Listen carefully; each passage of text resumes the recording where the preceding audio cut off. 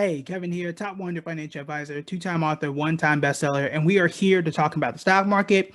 For most of us, it was not a good day, depending on how you look at things. A lot of the big name companies were in the red significantly. The entire stock market was red at one point in the day. It just wasn't pretty. However, this could present an opportunity for many long-term investors and those looking to take advantage of what's happening right now. So I want to give you a few ideas that I like right now and what I see for the near-term future. Because anytime the market is down, you got two rival camps. You got the one camp that says everything's on fire, everything was overpriced, so a terrible market, here comes the crash again. I mean, there's always some validity to it because I mean, we did see a crash last year, but we also saw a huge recovery, right? But on the opposite side, you got people saying, look, this is discount season. I'm going to go and snap up everything that I always wanted at a cheaper price. And once the market comes back, I'm going to be sitting pretty. There's a case for that to be made too. There's always nuance that you need to apply when it comes to the stock market, meaning everything was red today, right? That don't make every company out there something that you should buy. And a lot of terrible companies that lost money too. They lose money all the time. That it means it's a time for you to jump in and buy that company. So what I'm going to do is I'll pull up a chart and just kind of show you a few companies that were down significantly and show you which ones I think are the best discount buys. But I'll also be upfront and tell you I still think that DCAing, dollar cost averaging, is still your best tactic. Tomorrow is Friday. You're going to see me on Friday on public, putting all my monies into all the stuff I already got because I'm timing things out. Whereas every Friday, good or bad, I want to make sure that I am very consistent.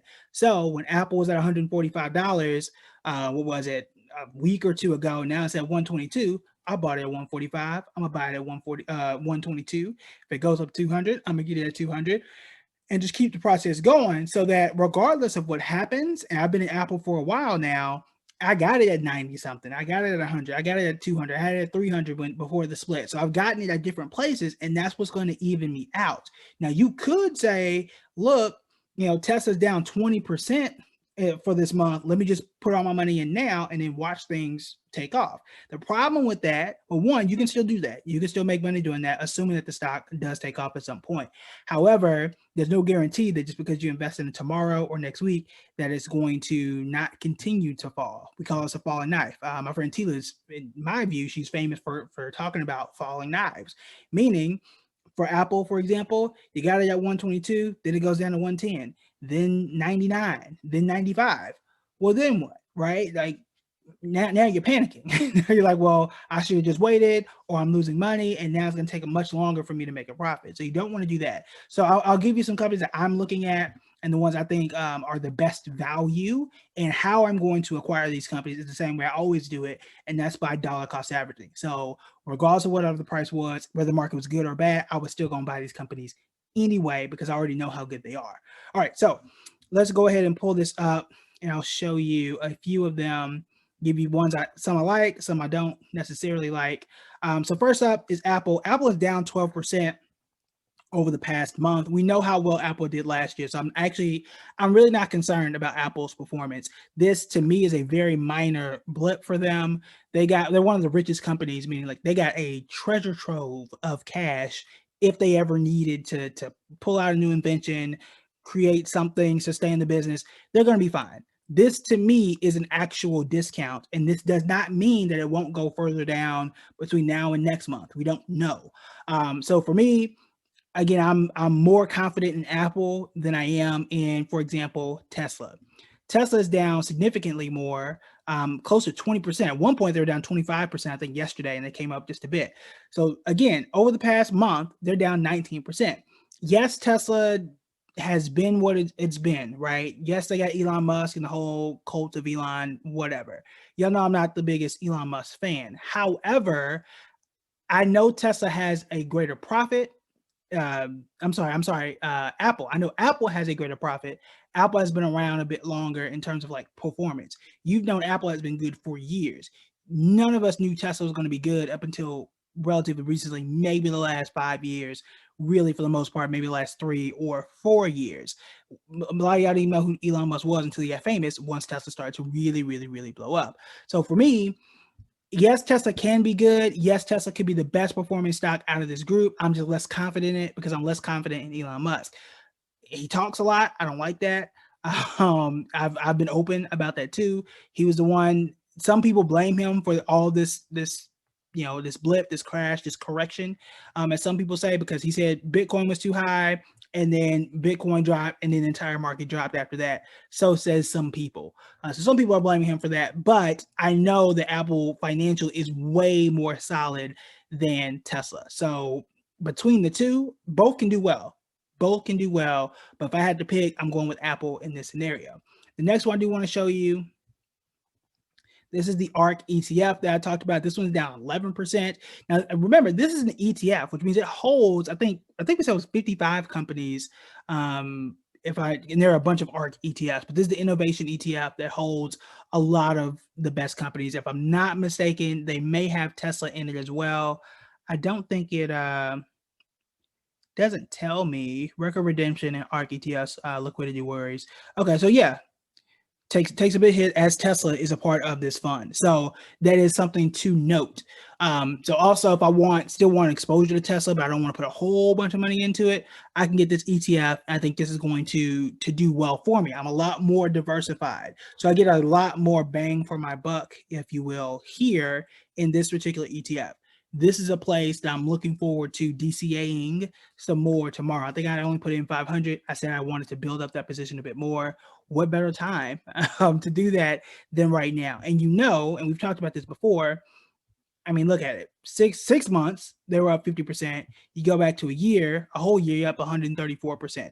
Now, the past does not predict the future, but remember, the mechanics of an ETF is they are pulling dozens of companies together to create this particular company. So yes, Tesla may be their biggest, one of the top two holdings. That's only one company. You got 54 others that hopefully will boost us up and still do better, which is one reason why I didn't lose as much as Tesla did. You're down 11% here compared to, which is better than Apple. And that's why we say ETFs to a degree are a little bit safer. So you lost less than Apple and you lost less than Tesla, which is a good sign. So Apple, ARK, these are two places that I'm looking. And then lastly is Amazon. Why am I looking at Amazon? Now look at the difference here. Amazon only lost 2% in the last, that's the last 3 months. Sorry. They're down 7%. Let's correct this. They're down 7% in the last month. So you've got down 12, down 11. Here we go. Down 11, down 19, and comparatively only down 7. Amazon's gonna be Amazon. I know for a fact Amazon gonna be here at the end of the day. Electric vehicles, I don't think it's gonna happen, but electric vehicles could fall out of favor. You may not want to buy another $2,000 iPhone or however much they cost now. You're not escaping Amazon because they've got the government contracts, they got the cloud, they got the streaming service, they got the stuff to order from home, they got Alexa. They're too widespread and they have their arms in so many places that they just can't not make money. They're going through that CEO change, so that's somewhat of a concern to some. But I mean, what is their flaw? Like, what is their big flaw financially? They're one of the biggest companies out there. They make some of the most money. Again, they're everywhere, right? Let's go to 6 months. 6 months, not that great. So that's the disadvantage. Over the past year, you got 52%. So I'm not really sure what happened over the last 6 months, but it hadn't really been great. They look stagnant. So you're down, what is that? 7.5% for 6 months and down, 7% right now. So that's the question. Do you think Amazon is going to continue to grow or are they going to stand still? Now that answer for me is real clear. This is a temporary thing for Amazon. I don't know how you cannot win when you got Amazon Cloud, you got AWS, that's their cloud service, and all the other things that Amazon offers, not to mention Prime and all. I mean, we could go on all day about the stuff that they offer. So this to me is an opportunity. Some stocks go through this where it'll be 3 months, they're just not really doing that much. Sometimes 6 months, they're not really doing that much, and they go back to their normal ways, which in Amazon case was up 50 some odd percent. So for me personally, what I'm looking at and let me take this screen share off. So for me, what I'm looking at, I'm definitely looking at Apple. They got a lot of cash. They've got that brand equity that people just keep coming back, regardless of how basic their phones are. And I have an iPhone, so I got two of them actually. One for work, one for me. So don't yell at me, Android users, because I just came off of Android. Don't yell at me, iPhone users. I'm just telling the truth. The phones is basic. But hey, so aside from that, people are still going to buy those. They're going to be here. They got that brand equity. They got millions and millions, well, really billions and billions of dollars in cash. They are financially solid. It's hard to find another more solid company out there. So I like Apple. I like Amazon. They're not going to go anywhere. You really can't call anything a safe bet in the stock market, but that's one of the closest things you're going to get. And I like the ARK ETF. I like being able to diversify my money and still put it in places that we know or think are going to grow this year. Now, in context, it's only February. The month will be over the next video we do by Monday, but I'm not panicking. I've been super consistent in this. We saw much, much worse this time last year. So I'm going to DCA like I always do. I would be, if I'm new and I'm looking to do something, I would be really looking at those three options: Apple, ARK, and Amazon. You can pick one, you can pick three, totally up to you because you want to assess that for yourself, and then continue to DCA. What I would not do is say, it's Friday morning, let me put all my money into one of these things. I don't think that's the best approach. I think if you got, even if it's $100, even if it's 1,000, I would say, look, I'm gonna spread this out over 4 weeks. I'm gonna spread this out over 2 months if you wanted to. Split it up, divide it evenly, and put it in each bucket or in each of those every few days or every week, which I think was probably the best bet for you. All right, so I hope that was helpful. Let me know what you think. What are you looking to buy? Are there some things that you have your eye on that now the market is falling? You're like, look, I think this is a value. I'm going to hold this. This is a time for me to jump in. So let me know what you think in the comments. Make sure you share the video. I think we had 17 shares yesterday, which is great. We can get 15 today. That'd be even better. All right, so that's it for me. Talk to you guys later.